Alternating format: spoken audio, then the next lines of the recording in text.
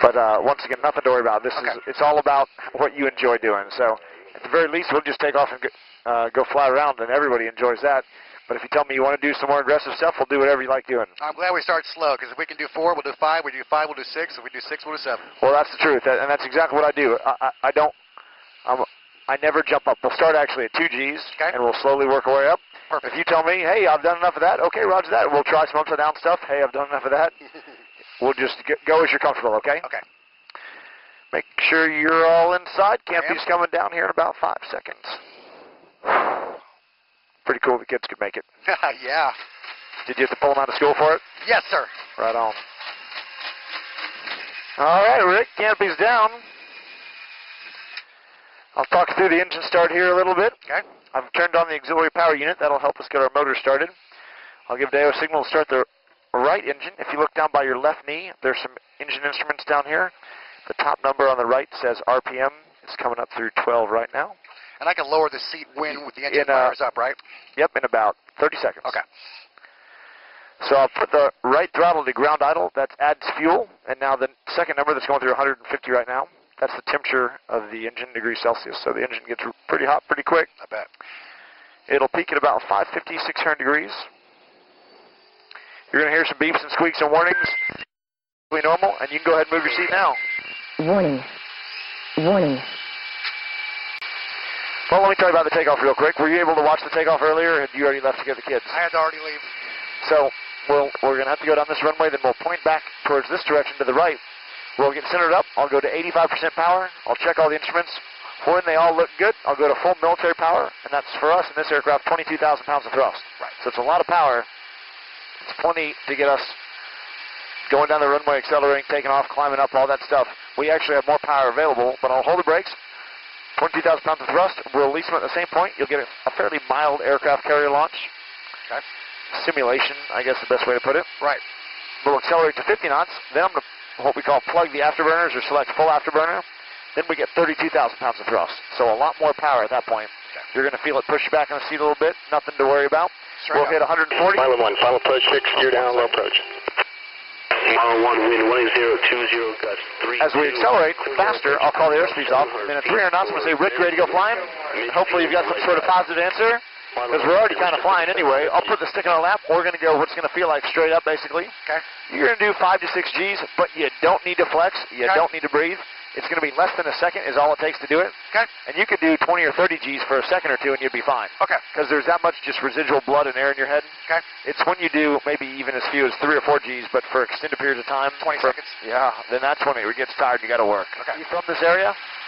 Actually grew up in Peoria, Illinois. Spent 14 years in Vail, Colorado, and been here for about 13 years. No kidding. Yeah. So we were up in Peoria 2 weeks ago doing a show. Oh, yeah, I saw that. I was looking at you guys' stuff on the website.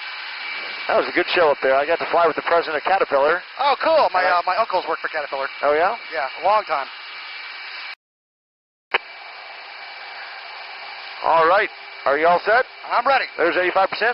Engines look good. Flight controls look good. Hydraulics look good. There's military power. I'm off the brakes. 10 knots. 20 knots. 30 knots. 40. 50. Afterburners now. We're already doing 100. Is that There's it? 120. Is that all? 140. Seems like about 300. We're flying. All right.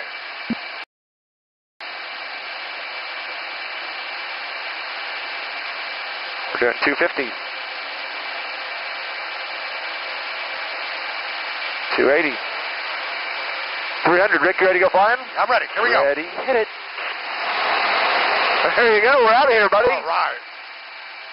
Hour 6.2 Gs. That wasn't bad. Not at all that way.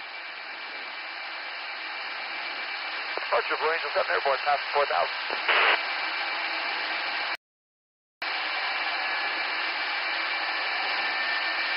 Come up on our left wing here. In just a minute, you'll be able to look over your left shoulder and say goodbye to Barksdale. Departure for Angel 7, past 7.5.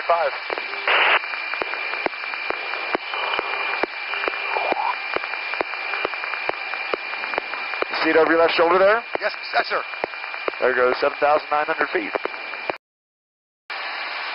So you've flown a lot. How many times have you gone over like 1,200, 1,300 miles an hour? Not many times, probably, right? Well, 111 radar contact, 1 mile southeast of Mark Stop, proceed direct north point. more than you might think. There are not a whole lot of tactical occasions to go Mach 1.5. Yeah. But every now and again, there's a good reason. If you're trying to get somewhere fast. If you're trying to get somewhere fast, if you're trying to run away, Yeah. it's certainly nice to be able to go fast. When you're fighting somebody in the air, it actually doesn't benefit you to go that fast. I've seen dogfights pretty much every show, so I know some of the maneuvers you guys do, but I'm not sure of all the names. Yeah, and I'll show you when we do that slow speed bit, but it actually, if you're fighting other airplane in a dogfight, it helps you to be able to go slow, not fast. That was the LSU fight song. Oh, yeah? That's the LSU fight song. 111, proceed direct north point. You have the airport sight. What's the, how's the fight song go? Traffic departing runway 14. Traffic in the pattern now. The AZB 52 at 2810s will be departing climbing to 2,000 off. Really? Yeah, it was like da da da. You can hear the radio? I can hear something. Yeah. Huh. That's interesting. These radios are ultra high frequency. They can pick up stuff from a long range away.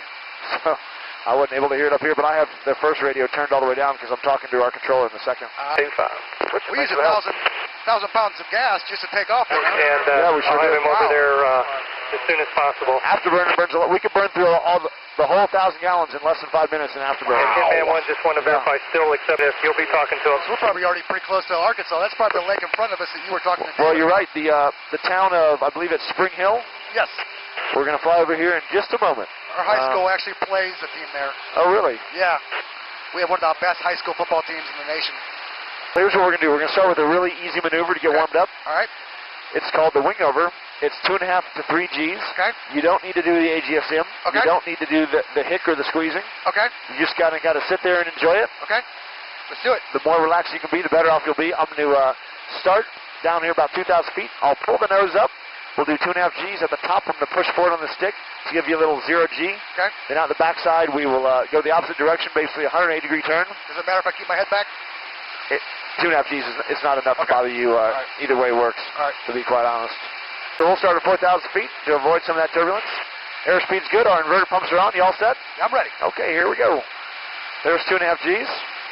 Not too bad, right? I thought it'd be less. So there's 30 degrees angle of bank. Yep. Here's 45 degrees nose high as we come on to 90 degrees angle of bank. Right over the top there. I'm going to push forward on the stick. Okay. Do a little bit of that 0 G. Okay. So you feel a little weightless in your seat.